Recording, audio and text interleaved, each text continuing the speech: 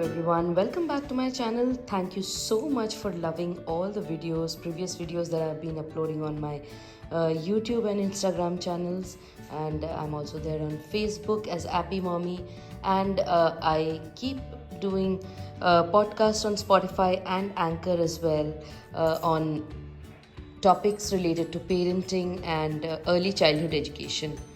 So in this particular video, I'm going to address to a very common query that I get, that what educational toys should we purchase for our kids, for our toddlers. So new parents who are just getting into the toddlerhood of their kids, and handling this phase is not an easy task, where the child is exploring a whole lot of new things out there in the world, and they need constant stimulation to be able to be busy in a productive way.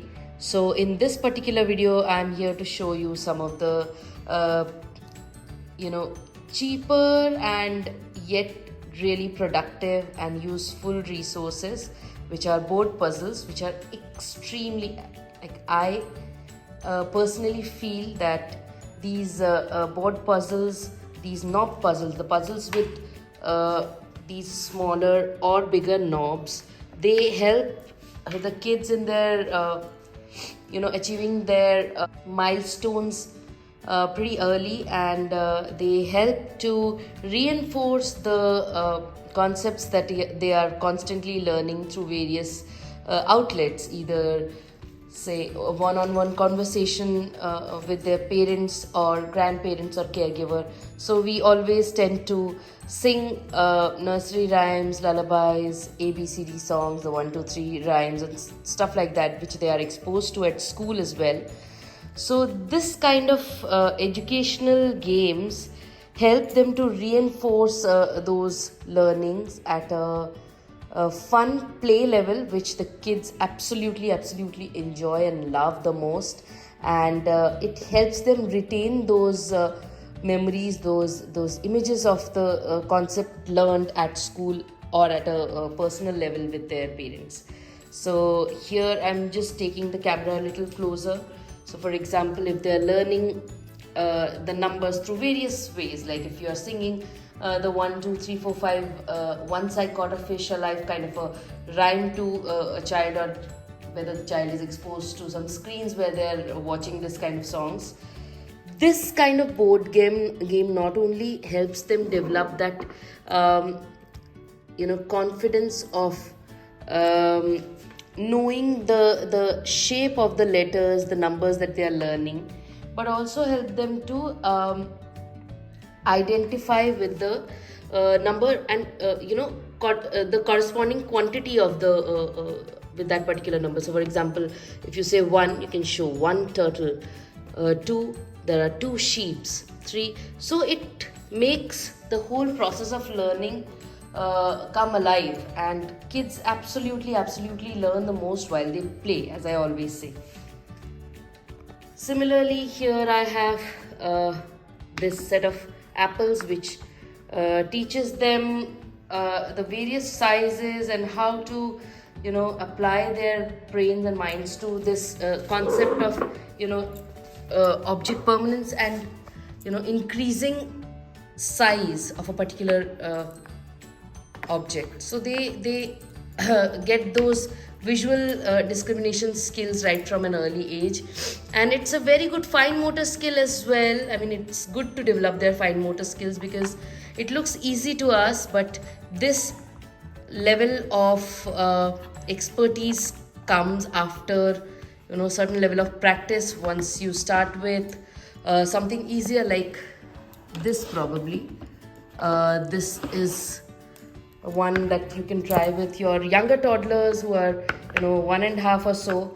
So the knob is slightly thicker so that they have a better grip of the game, and it achieves the same purpose but in a more simpler way. So once they master this, and these are all Montessori methods of teaching your kids at home or at a play school, where you challenge the child with activities that grow difficult with time. So if the child has achieved those circular ones, the bigger knobs one, offer them this smaller knob ones, and shapes with slightly shapes which are slightly more complex for the child to be able to place them in the right position. This not just helps in developing their fine motor skills, but also develops critical thinking and problem solving abilities in a child right from an early age. Then identifying fruits and vegetables through these fun board puzzles, where they can use their small little hands and use this kind of a knife to cut the object and then match it to the corresponding shape. These are self-correcting ones, so initially the child will be facing certain problems, but then once they practice it more and more, they get a hang of it, and it definitely makes their skills go sharper with time. And followed by this kind of a board puzzle where you introduce the days of the week. You can, instead of just telling them the days of the week, this kind of an activity helps them not just memorize the names, and they can identify the color as well, and the formation of these words. So even if they cannot read, if they see Monday as a sight word, they'll be able to recognize it after a point. My kids at my play school, where I get kids who are even below 2, can identify words like Monday, Tuesday, Wednesday on walls. If I show you this wall which has these days of the week written, my kids can easily identify the words when I ask them, show me where is Monday, which day is it, so they'll point at Monday. So that's how they develop their visual discrimination skills. And after a point, a kid learns to identify words through sight as well. So definitely a good purchase for young little toddlers. Then comes the shapes. Again, these are the self-correcting ones. I find them really cool because for young toddlers it gives them it's kind of a clue. See, these things look really simple for us, but for a child who is trying to understand things around them, this is something really useful to challenge their skills and to make them understand the various shapes and these concepts of colors and these figures right from an early age, and definitely will add a lot of value to their learning process because they are learning everything through play way. So instead of making your child sit in front of a screen, you may offer these board games. And then similarly, once a child is tightly accustomed to the whole process of solving these puzzles, offer them slightly advanced ones like this alphabet board. So once they know their letters, this kind of a board game will help them retain the visual memories are the strongest memories, as we all know. So they'll identify the letter and their formation in correspondence to the objects that start with those letters.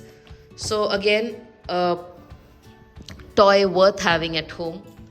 Then similarly, parts of the body, and there are so many other things available, like you can go for vegetables, vehicles, or anything else that the child is interested in. You can just look for it at a local store, or check online. A lot of these things are available, and they are absolutely totally worth the time and the money spent. And these are not too expensive as well.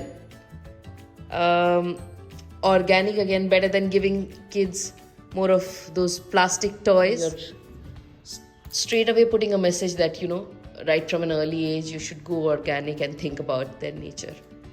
So that's it for this video. Hope you liked it. If you did, please do share a thumbs up. If you loved it, please do share it with other parents or caregivers or teachers.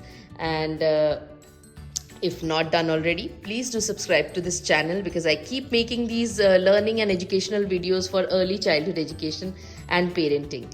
Thank you so much for watching. Do check out my other videos also in the description box. Bye bye.